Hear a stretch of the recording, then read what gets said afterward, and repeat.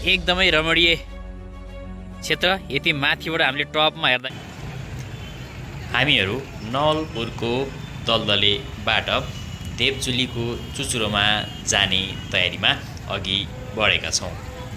हेरौँ, बाटो एकदमै खतरा खालको छ, नराम्रो छ, तैपनि हामी कहाँसम्म पुग्न सक्छौँ, चुचुरामै पुग्न सक्छौँ वा बाटोबाट नै फर्किनुपर्ने हुन्छ, के कस्तो बाटो छ, के कस्तो सिनेरियो छ, तपाईँहरूलाई सम्पूर्ण कुरा हामी यहाँ देखाउन गइरहेका छौँ। कृपया भिडियोलाई अन्तिमसम्म हेरेर रमाइलो लिनुहोला, प्राकृतिक सौन्दर्यताको मजा लिनुहोला।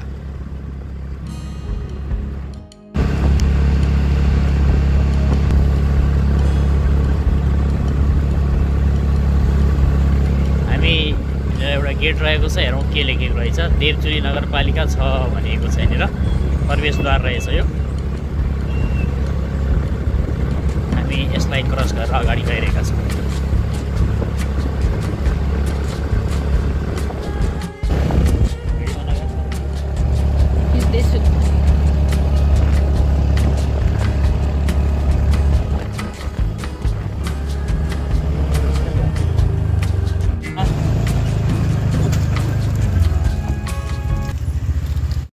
एकदमै चिसो चिसो मूलको पानी यसरी रहेको छ।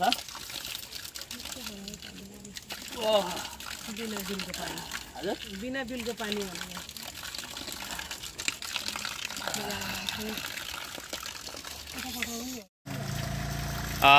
अब हामीहरू यहाँबाट चिसो चिसो यहाँनिर यसरी कलकल पानी पिउँदै निस्किने तयारीमा छौँ अगाडितिर।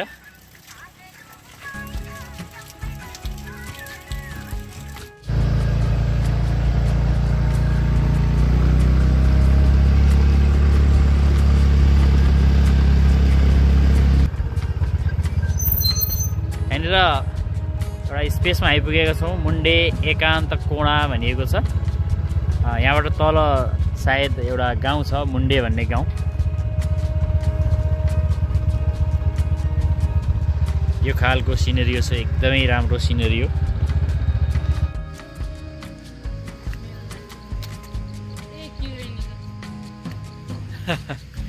एकदमै रमणीय स्थान, एकदमै उकालो ओह्रालो हामी देखिरहेका छौँ।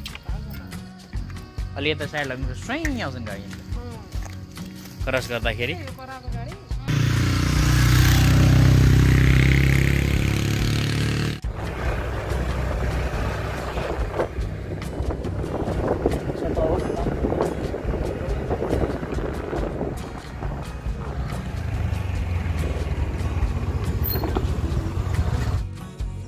एकदमै रमणीय क्षेत्र। यति माथिबाट हामीले टपमा हेर्दाखेरि तल हेरेर तपाईँले देख्न सक्नुहुन्छ सम्पूर्ण गाउँ देखिएको छ। तल बादल मड्राइरहेको छ। यो खालको अवस्था छ, हेर्नु होला।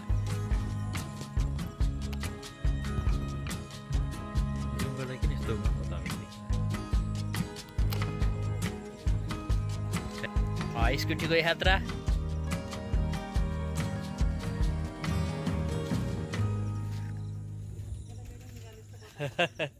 आन्टीको निकाल्नु पर्छ।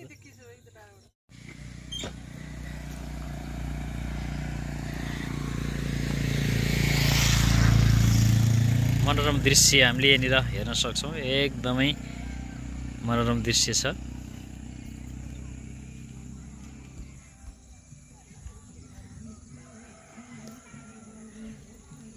प्लेनबाट हेरे जस्तो देखिने कि बाटो एकदमै डेन्जर खालको बाटो रहेको छ। हिलो, किचड, ग्राभिल र मेन कुरा के छ भने एकदम उकालो र एकदम ओह्रालो यो खालको रहेको छ। रमणीय क्षेत्र भने एकदमै रमणीय क्षेत्र यहाँनिर देख्न सक्छौँ हामीहरू। रमाइलो क्षेत्र छ। हामी अब यसपछि अगाडिको जङ्सन भनेको पोखरी भनिँदो रहेछ यहाँनिर। अर्को के भन्थ्यो बाबु? पाङ्ग्रे भन्ने ठाउँ अथवा त्यहाँ पोखरी भन्ने ठाउँ रहेछ। त्यतातिर जाँदैछौँ। यहाँ पानी परिरहेको रहेछ। हिजो एकदमै ठुलो पानी यहाँ झरी चाहिँ थियो, त्यसले गर्दाखेरि बाटो पनि अलिकति अस्तव्यस्त, अलिकति हिलो किचड भएको हामी देख्न सक्छौँ।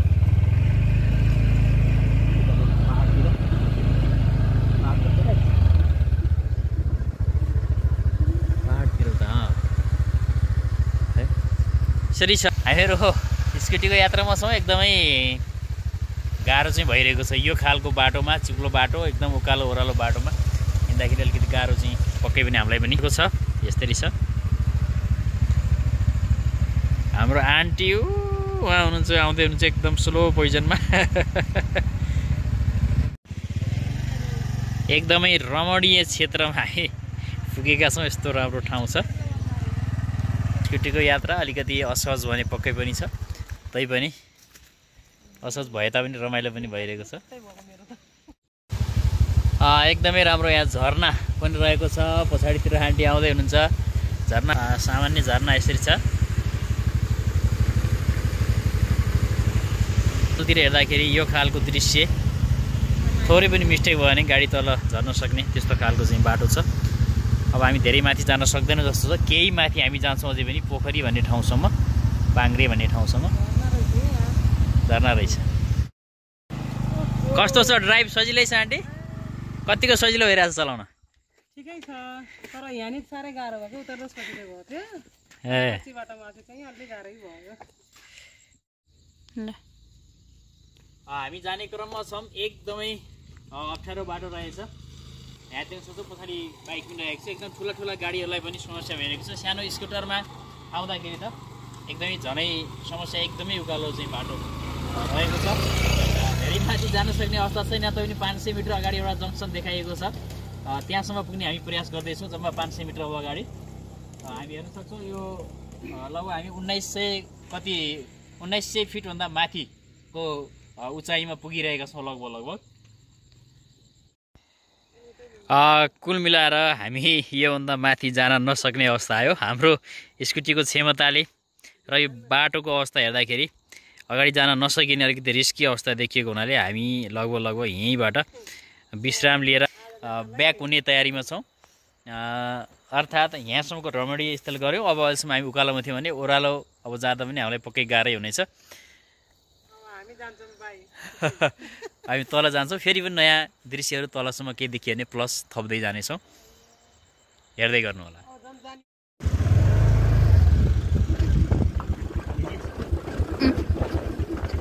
अब हामी फर्किने क्रममा छौँ। एकदमै ओह्रालो बाटो रहेको छ। फर्किँदाखेरि लाग्छ यो बाटोमा मोटरसाइकल गाडीहरू, कुनै पनि गाडीहरू धेरै लामो समय टिक्दैन होला। एकदमै घडाङ घुडुङ ढुङ्गाको बाटो, धारिला ढुङ्गाहरू, त्यहाँमाथि उकालो र ओह्रालो, इन्जनलाई पनि लोड गर्ने एकदमै चाहिँ डेन्जरै बाटो लाग्यो। तर मौसम भने एकदमै राम्रो शीतल मौसम छ। एकदम रमाइलो मौसम हामीले देखिरहेका छौँ, अनुभूति गरिरहेका छौँ। एकदम एसीमा बसे यस्तो मौसम छ, शीतल।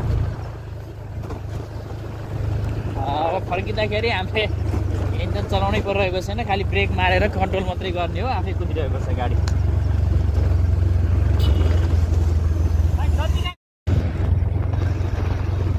तैँले बोले पनि त हुन्छ त।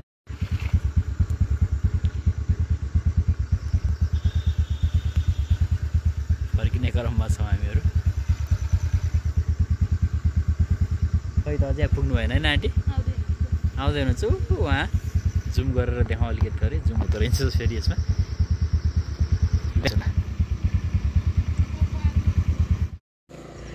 यसरी आइरहेका छौँ। एकैछिन हामी यहाँनिर रोकिएका छौँ। यहाँनिर धारो पनि देखेँ हामीले। पानी खान मन लाग्यो, चिसो पानी। धारो गएछ, पानीको मुहान संरक्षण गरौँ भनिएको छ। फोटो पनि हानेछ बिलाएको। ओहो, यो रहेछ यहाँनिर ठाउँ हेर्ने हो भने होमसे कोट गाउँपालिका 5 पाङ्ग्रे नवलपुर पर्दो रहेछ। अब चिसो पानी खान गइरहेको छु म। हेर, मुख पनि धोइहालौँ एकचोटि। चिसो छ एकदमै। पानी एकदम शुद्ध, एकदम सफा पानी छ।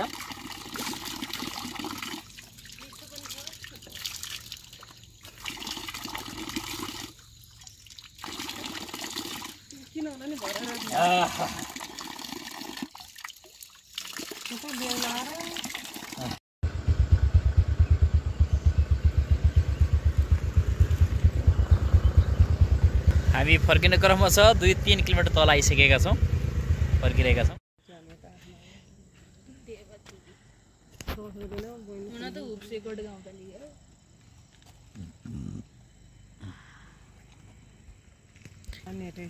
कहाँ टिभी छ के त्यति बेला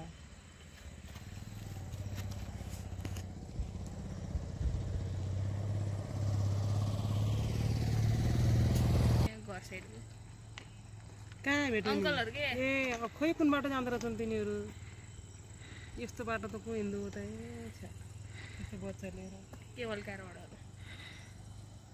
होइन हिँड्न त बाइकमै हिँड्छ नि भेलुवा चाहिँ खुट्टाले हिँड्छन् अहिले मैले सबै सानो साइजमा खिचेँ कि किनभने ऊ हुन्छ भनेर धेरै फुल हुन्छ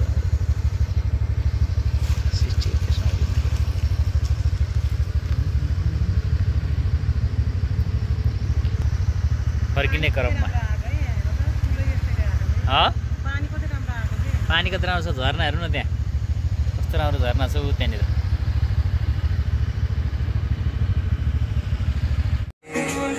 यहाँनिर एउटा रिसोर्टमा पुगेका छौँ तर दसैँले गर्दाखेरि सबै आफ्नो टिकाटालामा व्यस्त भएर होला बन्द देखियो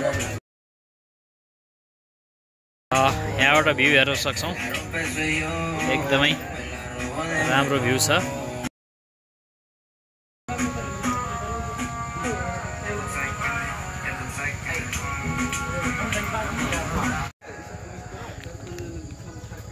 होटल कुमसोत एन्ड कटेज भनेको छ कुमसोत भन्ने ठाउँ रहेछ यो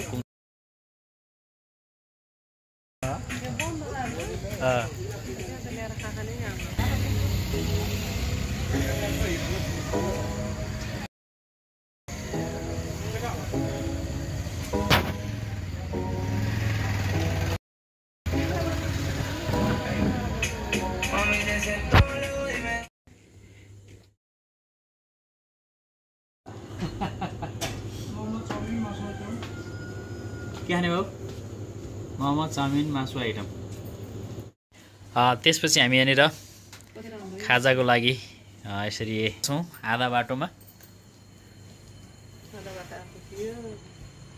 फर्किँदै गर्दा अब खाजा खाएर फेरि आफ्नो गन्तव्यतर्फ निस्किँदैछौँ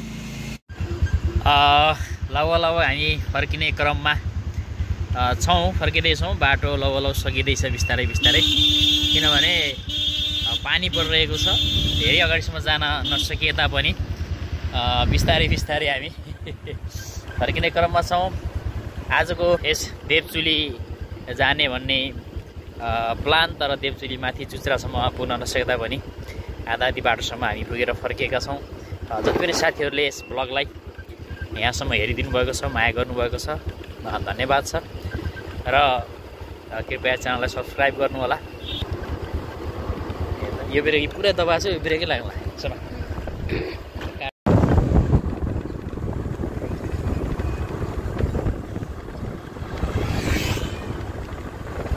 फर्किएर पुनः हामी नवलपुर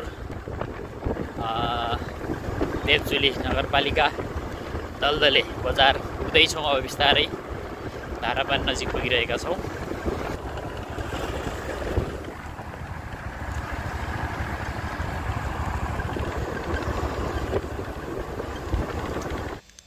फर्किने क्रममा यसै नजिक पर्ने एउटा झलुङ्गे पुल हेर्ने कुरा भयो र सोसँगै हामी फेरि अलिकति गाडीलाई मोडेर त्यो झलुङ्गे पुलतर्फ लाग्यौँ।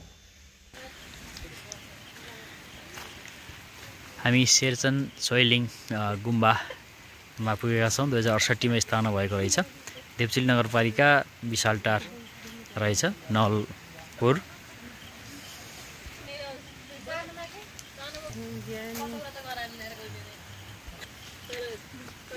जङ्गल एरिया पनि रहेछ र घुम्न सकिने क्षेत्र यहाँनिर भित्र चाहिँ जङ्गलै जङ्गल यो खालको एरिया मानिसहरू घुम्न आउने खालको र यतातिर आएर यो झलुङ्गे पुल पनि रहेछ दुईटा गाउँलाई जोड्नका लागि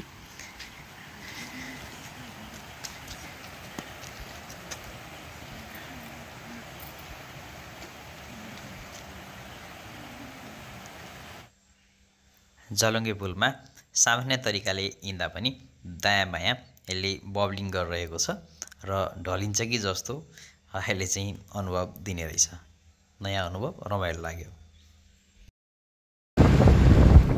फाइनली हामी पुगिसकेका छौँ दलदले, हेर्न सक्छ देवचुली 13 दलदले बजार पुगिसकेका छौँ। नवलपुर मेन हाइवे नजिक पुगिसक्यौँ। यससँगै आजको हाम्रो छोटो भ्लग यहीँ समापन भएको छ। तपाईँहरू सम्पूर्णले यस भिडियोलाई यहाँसम्म हेरिदिनु भएकोमा हार्दिक धन्यवाद। भिडियोलाई लाइक र च्यानललाई सब्सक्राइब पनि गर्नुहोला। हवस् त। Okay, bye bye, take care.